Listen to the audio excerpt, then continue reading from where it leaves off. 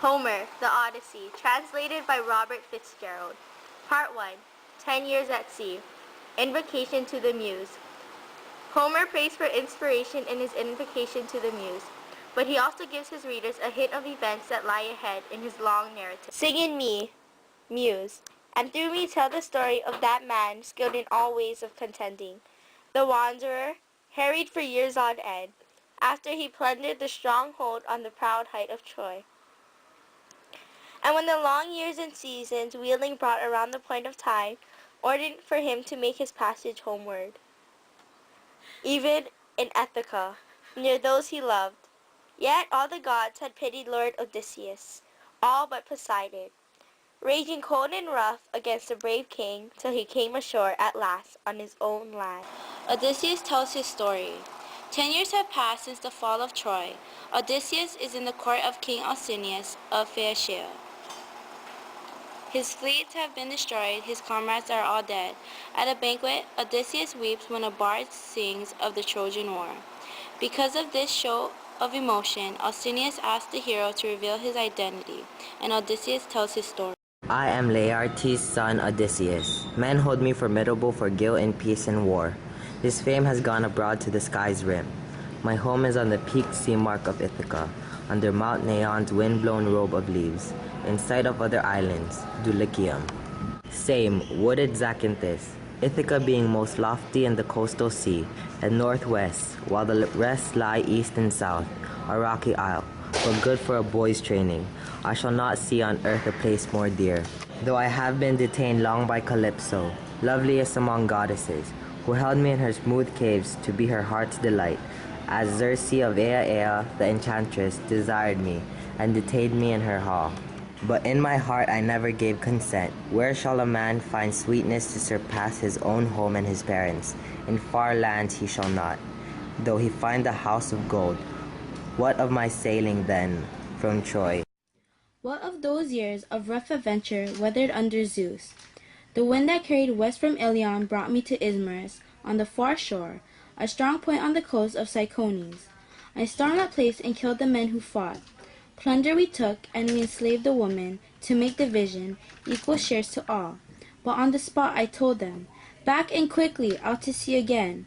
My men were mutinous fools on stores of wine. Sheep after sheep they butchered by the surf, and shambling cattle, feasting, while fugitives went inland, running to call to arms the main force of Cyclones.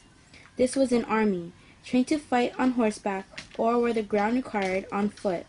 They came with dawn over that terrain like the leaves and blades of spring. So doom appeared to us, dark word of Zeus for us, our evil days. My men stood up and made a fight of it, backed on the ships with lances kept in play, from bright morning through the blaze of noon, holding our beach all those so far outnumbered. But when the sun passed on yoking time, then the Achaeans, one by one, gave way. 6 benches were left empty in every ship, that evening when we put away from death. And this new grief we bore with us to sea. Our precious lives we had, but not our friends. No ship made sail next day, until some shipmate had raised a cry, 3 times, for each poor ghost unfleshed by the Cyclones on that field. Now Zeus, the lord of cloud, roused in the north a storm against the ships, and driving veils of squall moved down like night on land and sea. The bulls went plunging at the gusts, sails cracked and lashed our strips in the big wind. We saw death in that fury, dropped the yards, unshipped the oars, and pulled for the nearest lee. Then 2 long days and nights we lay offshore, worn out and sick at heart, tasting our grief until the 3rd dawn came with ringlets shining. Then we put up our mast, hauled sail, and rested, letting the steersman and the breeze take over.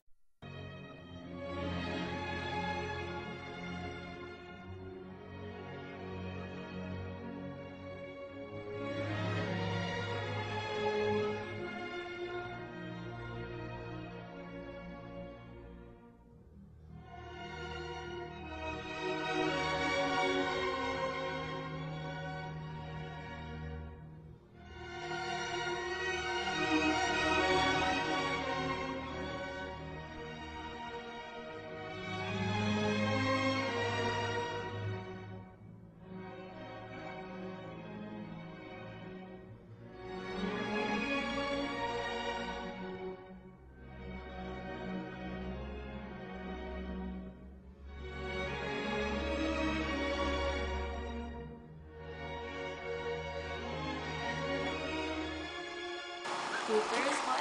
Okay, Homer. Homer. He said no. The Odyssey. Name wooded Xanthus. Put away from death. And this new grief we bore with.